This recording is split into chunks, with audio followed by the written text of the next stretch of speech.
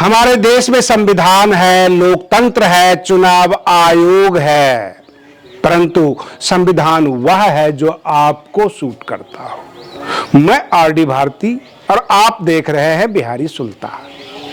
हमारे देश के अंदर लोग संविधान की बातें करते हैं, लेकिन संविधान के उन्हीं अनुच्छेद के बारे में ज्यादा जिक्र करते हैं जो उनको सूट करता हो। बाकी इस अनुच्छेद से उन्हें कोई लेना देना नहीं है। 2 जगह भव्य स्वागत, भव्य तैयारी, एक पश्चिम बंगाल, एक बिहार में। बिहार के गांधी मैदान में भी भव्य तैयारी हो रही है। कल मंत्री परिषद का गठन होगा और पश्चिम बंगाल में नई सरकार का गठन होगा। पश्चिम बंगाल में संविधान का हवाला दिया जाएगा और बिहार में संविधान के बारे में कहा जाएगा कि चुप करो, बाद में बात कर लेंगे।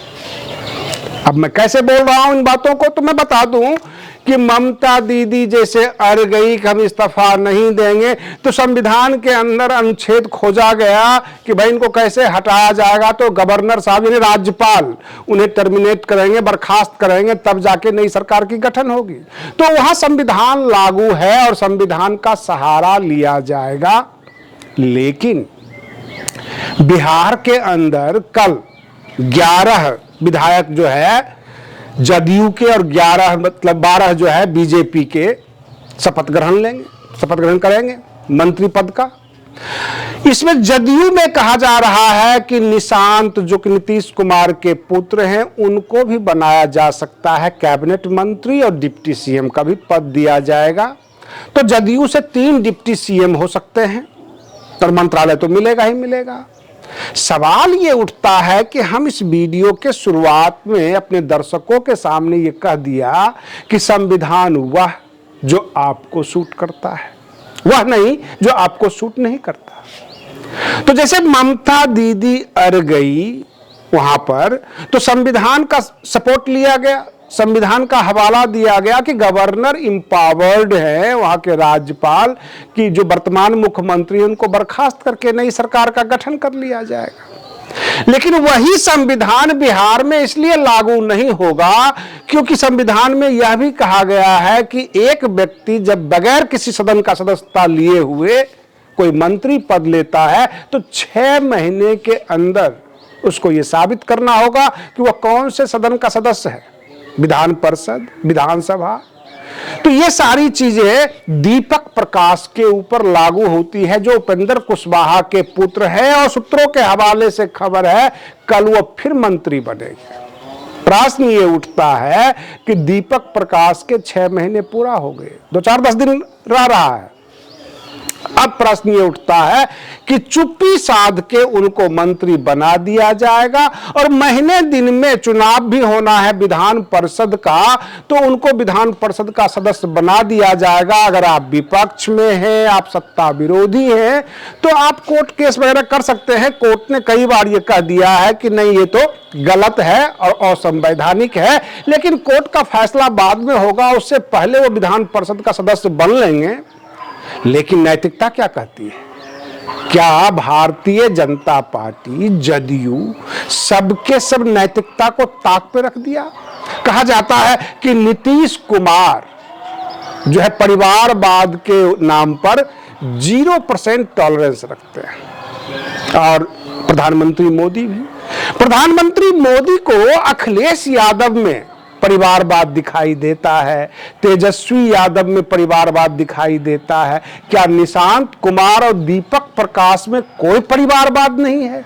सामने देखेंगे और असंवैधानिक कार्य होते हुए भी देखेंगे। कल हमारे देश के प्रधानमंत्री, गृह मंत्री सबके सब गांधी मैदान में होंगे और देश का गृह मंत्री हो अथवा प्रधानमंत्री ये संवैधानिक पद है। गवर्नर भी होंगे, शपथ ग्रहण समारोह होगा, संविधान को हाथ में रखकर शपथ ग्रहण समारोह होगा। लेकिन असंवैधानिक होगा, वो देखते रहेंगे, चुप्पी साधे हुए रहेंगे। मीडिया की क्या मजाल कि कोई सवाल कर दे कि दीपक प्रकाश है बगैर किसी सदन के सदस्य बने हुए और दोबारा बन रहे हैं मंत्री, जबकि इसके ऊपर सर्वोच्च अदालत में जजमेंट आई हुई है, सर्वोच्च अदालत ने खारिज किया हुआ है। फिर भी ऐसा होगा और सबके सब चुप्पी साधे हुए रहेंगे। पश्चिम बंगाल में ममता दीदी के नाम पे संविधान की दुहाई देंगे, बड़े बड़े भाषण देंगे, गरजेंगे कि संविधान का जो है मखौल उड़ाया जा रहा है, ममता दीदी को बर्खास्त किया जाए संविधान के तहत। तो ये दो बातें अलग अलग राज्य में, ये समझ में नहीं आता कि लोग संविधान की बातें भी करते हैं अथवा संविधान वह है जो आपको सूट करता है, जहां जहां आपको सूट करता है आप उसकी बात करें। जैसे कि हम देखते हैं कई बार, साल में 2 बार तो हम देखते ही हैं, 14 अप्रैल और 6 दिसंबर को जब डॉक्टर अंबेडकर की जयंती होती है तो बहुजन समाज के लोग डॉक्टर अंबेडकर की जयंती मनाते हैं, उन्हें अपना भगवान मानते हैं, बहुत तरह की बातें हैं, फूलमाला चढ़ाते हैं और ये कहते हैं कि इन्होंने हमें अधिकार दिया। अधिकार तो उन्होंने सर्व समाज को भी दिया, जनरल कास्ट को भी दिया, आस्था का अधिकार दिया, राइट टू रेपुटेशन दिया, राइट टू प्राइवेसी दिया, सब कुछ दिया।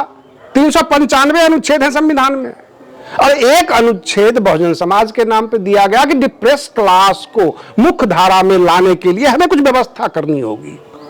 बस एक अनुच्छेद, और उस एक अनुच्छेद की ही बात करते हैं बहुजन समाज के लोग, बाकी अनुच्छेद भूल जाते हैं, और बाकी समाज के लोग बाकी अनुच्छेद की बात करते हैं, उस अनुच्छेद की बात नहीं करते हैं। ठीक उसी प्रकार जिस प्रकार पश्चिम बंगाल में ममता दीदी को हटाने वाला संविधान का कौन सा अनुच्छेद है उसका प्रयोग करो, हाईलाइट करो, और दीपक प्रकाश को जो रोक रहा हो मंत्री पद पर जाने के लिए, उस अनुच्छेद को बिहार में बात नहीं करना है, पटना में नहीं बात करना है। चाहे संवैधानिक पद पर बैठे हुए लोग असंवैधानिक बात कर रहे हो, असंवैधानिक कार्य कर रहे हो, तब भी चलेगा, मीडिया चुप रहेगी, चुनाव आयोग भी एक्शन नहीं लेगा। तो ये सारी चीजें हमारे देश में हो रही है। प्रश्न ये उठता है कि जनता के लिए, जनता के द्वारा चुनी हुई सरकार और शपथ ग्रहण के वक्त बगैर चुने हुए लोग उस पद पर बैठ जाते हैं। कई बार तो ऐसा भी देखा गया, जनता ने नकार दिया और इन दलों ने उनको मंत्री बनाया, जैसे कि रामदास अठावले चुनाव हार गए थे, कई बार चुनाव हारे हैं, जनता नहीं पूछती है, फिर भी भाजपा उन्हें लाकर मंत्री बना देती है। उत्तर प्रदेश के चुनाव में भाजपा ने एक भी अल्पसंख्यक को टिकट नहीं दिया, फिर भी जो उनके पक्ष में जो लोग बोलते रहते हैं उनको बुला के मंत्री पद दे देते हैं, उन्हें विधान परिषद सदस्य बना देते हैं, किसी तरीके से उनको संवैधानिक बना देते हैं। इसका मतलब है कि देश संविधान के हिसाब से नहीं चल रहा है, देश चल रहा है राजनीतिक दलों के मजबूती के हिसाब से। जो दल मजबूत है, ताकत में है, वो अपने हिसाब से इस देश को चलाता भी है। आप अगर कमजोर हैं राजनीति में, आपके पास संख्या बल की कम है, तो आप ना कानून की बात करें, ना संविधान की बात करें, ना लोकतंत्र की बात करें। रही बात ये पिछले कई दशक से, कहने का मतलब 10-12 साल से देख रहे हैं, 2-3 चुनाव तो देख लिया कि चुनाव आयोग के ऊपर केवल उंगलियां उठती है, उन उंगलियों में इतनी ताकत नहीं है कि इम्पीचमेंट लाकर कोई कानून बदला जा सके। चुनाव के बाद उस जो आपकी गर्मी होती है दलों में वो बरकरार रहे, ऐसा कभी नहीं होता। बस रिजल्ट आ गया, अगर पश्चिम बंगाल के में ममता दीदी के फेवर में आ जाता तो फिर चुप्पी साध ली जाती। अभी कुछ दिन चलेगा कि भाजपा ने अपनी करामत दिखा दी, बिहार में भी हुआ, कुछ दिन का शोरगुल था, और इस तरह से धीरे धीरे हमारा देश अराजकता और क्या कहते हैं हिटलर शाही की तरफ बढ़ रहा है। प्रश्न ये उठता है कि हमारे देश में तानाशाही का जोर चल रहा है, चाहे वो संविधान दिखाकर हो अथवा लोकतांत्रिक व्यवस्था के उन तमाम पिलर्स को दिखाकर, केवल तानाशाही चल रही है। आज के लिए बस इतना ही। आप बने रहिए बिहारी सुल्तान चैनल पर, हम फिर मिलते हैं अगले वीडियो में, तब तक के लिए धन्यवाद।